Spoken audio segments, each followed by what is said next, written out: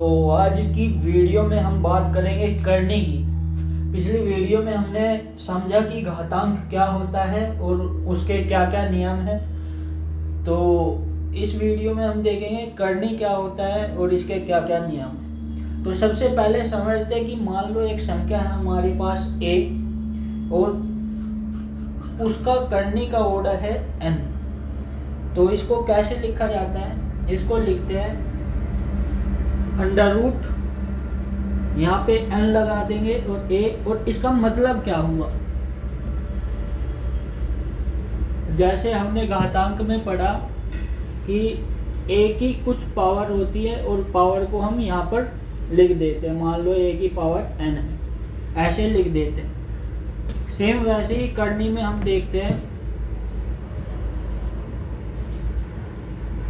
कि n इसका करनी का ऑर्डर है a का, और इसका मतलब हुआ कि a की पावर है, a की पावर क्या है, ये इसको 1 में हम लिख सकते हैं।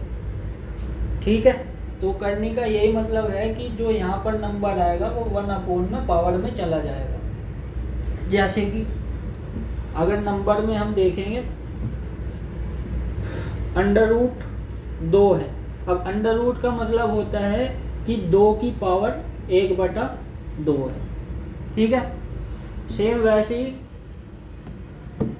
अगर 3√5 है, क्योंकि यहाँ पे 3 है तो इसका मतलब हुआ 5 की पावर 1/3। ओके दोस्तों, आई होप समझ में आया होगा। तो यहाँ पे कुछ भी नंबर हो सकता है, जैसे कि क्वाड्रेटिक सर्ट्स जो होती है, द्विघातीय करनी इसको बोल सकते हैं।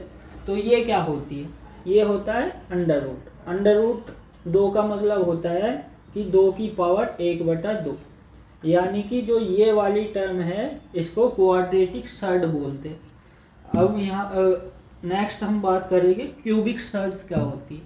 मतलब कि 3√5, मैं एक एग्जांपल ले रहा हूँ 3√5। तो ये जो 3 है ये क्यूबिक सर्ट बोलेंगे इसको। इसका मतलब होता है कि 5 की पावर 1/3। अब कोई संख्या क्वाड्रेटिक सर्ट है या नहीं वो कैसे पता चलेगा। अब मान लो कि ये है हमारा √2, ये क्वाड्रेटिक सर्ट है। अब मान लो कोई बोल दे कि √4 भी तो क्वाड्रेटिक सर्ट हुई। ठीक है, तो इसको चेक करेंगे क्योंकि 4 एक परफेक्ट स्क्वायर है हमारा, यानी कि 2 की पावर 2 को 4 लिख सकते हैं हम, और इसका यही मतलब हुआ 2 की पावर 2 रूट में √4 का। अब क्योंकि अंडर रूट जो है इसका मतलब होता है 1/2, और यहाँ पर लिखा है 2 की पावर 2, और √2 को हम लिख सकते हैं 1/2। अब 2 से 2 कट गया तो क्या बचा 1, यानी कि 2।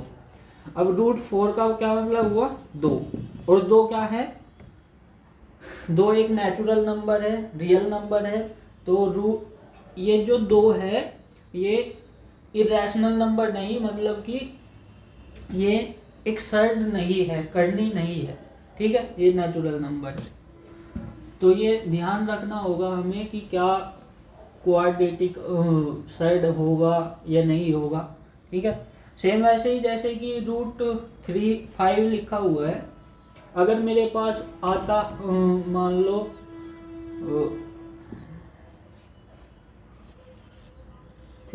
27 लिखा है मैंने, तो क्या ये क्यूबिक सर्ट है, नहीं है, क्योंकि ये 3 की क्यूब होती है 27, 3 का क्यूब है 27, और इसका मतलब होगा 1/3। तो 3 से 3 कटेगा, आएगा ये 3, इसका आंसर आएगा 3।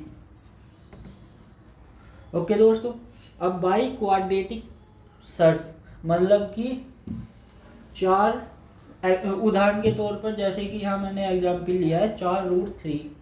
ठीक है, तो इस प्रकार के सर्ट को बाई क्वाड्रेटिक सर्ट बोला जाता है। अब इसके कुछ लॉज है, नियम है, वो देख लेते हैं दोस्तों।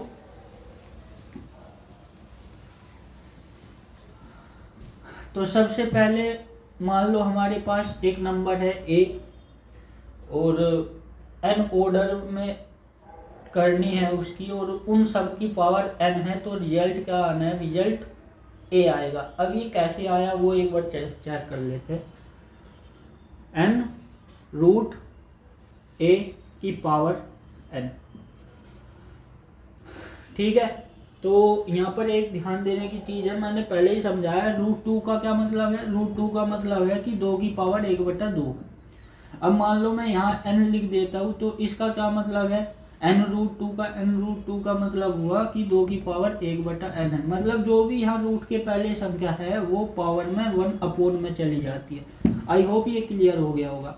अब इसको देखिए आप, ठीक है, यहाँ पे n लिखा है रूट से पहले, तो ये इधर जाके पावर में जब ले जाना होगा हमको तो 1 में चला जाएगा, मतलब कि 1 की पावर 1/n हो जाएगा। इसको मैं ऐसे भी लिख सकता हूँ, n रूट को 1/n, ठीक है, ये मैंने ये लिख दिया। अब ये क्या है, ये पावर है।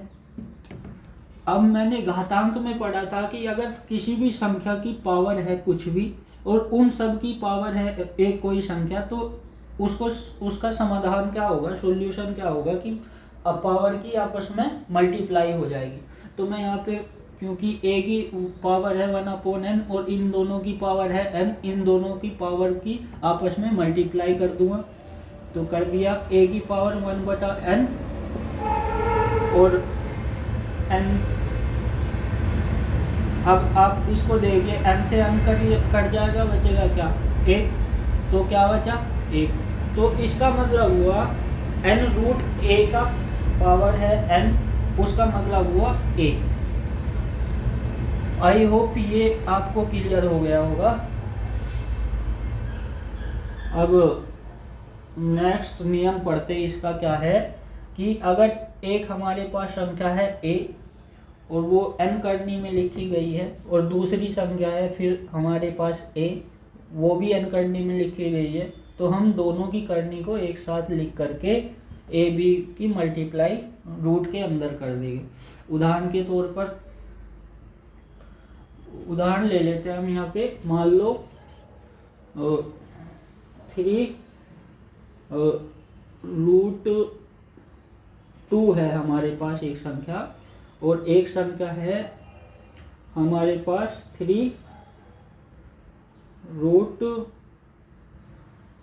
4 है मान लो, ठीक है, और इन दोनों की मल्टीप्लाई हो रही है। तो क्या मैं इसको ऐसे लिख सकता हूँ, 3 2 गुना 4, क्योंकि इस नियम के अकॉर्डिंग तो यही बताया हमको। हाँ बिल्कुल लिख सकता हूँ मैं। तो 4 की आपस में मल्टीप्लाई कर दो, क्या आएगा 8, 3। तो इसका सॉल्यूशन क्या होगा, क्योंकि ये 2 की क्यूब है, ठीक है, 2 की क्यूब है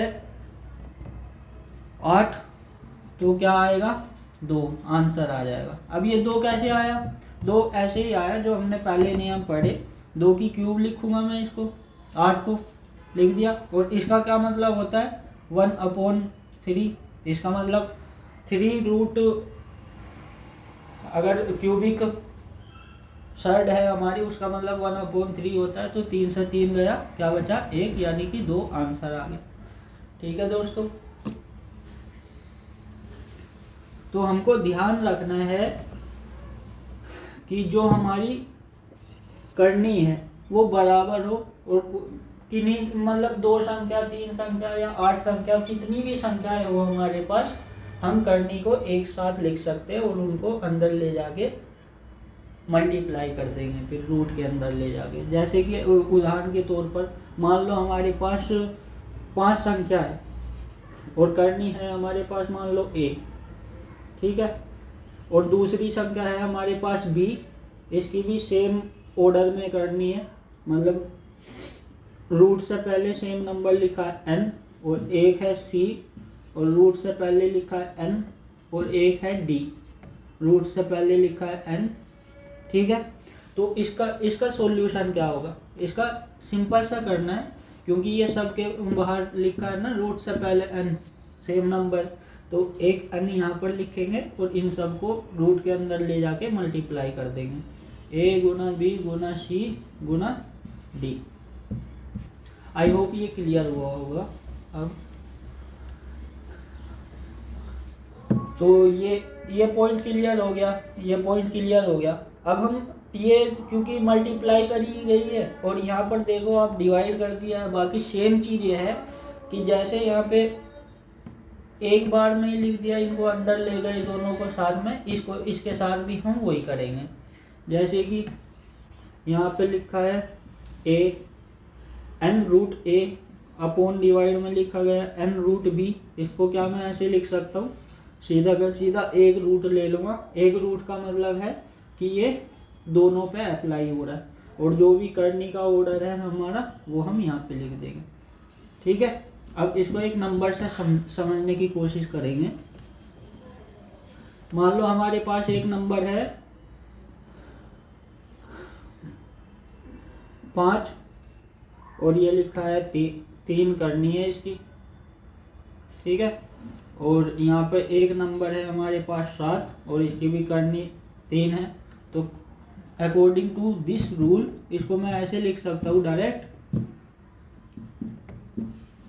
क्योंकि करनी मेरी 3 है तो मैंने 3 लिख दिया यहाँ पे, और अंदर क्या बचा 5 और 7, तो 5 अपॉन 7 ये हमारा सिंप्लीफाई करके आना है। आई होप दोस्तों ये क्लियर हो गया होगा। अब एक चीज़ और समझने की कोशिश करेंगे। हमने ये वाला फॉर्मूला समझा, ये समझ लिया, ये समझ लिया, अब ये और समझने की कोशिश करेंगे। ये भी सिंपल ही है। आप देखो कि मेरे पास m ऑर्डर में एक करनी है, ठीक है, और फिर n ऑर्डर में एक करनी है, और यहाँ पर कोई नंबर दिया गया। अब इसको क्या मैं सिंप्लीफाई करके ऐसा लिख सकता हूँ। आप एक चीज देखो कि इसका क्या मतलब हुआ।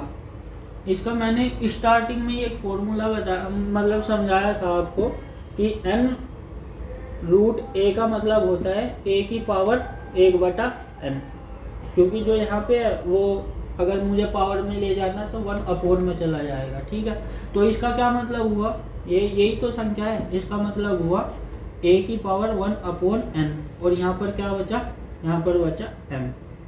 ठीक है, m ऑर्डर में एक करनी बच गई है।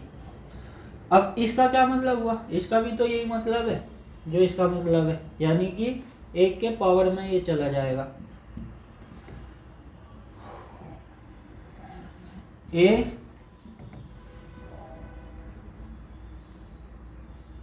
वन अपॉन n तो है ही मेरे पास, और m रूट, जो m रूट है ये भी ऐसे पावर में अगर ले जाना है तो 1 अपॉन के पावर में चला जाएगा। ठीक है, तो ये आएगा। अब इसका क्या मतलब होता है, इसका मतलब सीधा का सीधा होता है m और n a। आई होप ये चीज़ें क्लियर हुई होगी दोस्तों। तो करनी के हमने पढ़ा कि करनी क्या होती है और इसको लिखते कैसे, यूज़ कैसे करते हैं। नेक्स्ट वीडियो में मैं इसका ऐड करना और सब्सट्रैक्ट करना, मल्टीप्लाई और डिवाइड समझाऊंगा दोस्तों कैसे करते हैं कैसे नहीं। अभी इस वीडियो में हमने कुछ नियम देखे, करनी को समझा। ठीक है, वीडियो पसंद आई हो तो वीडियो को लाइक और शेयर ज़रूर करना दोस्तों। धन्यवाद।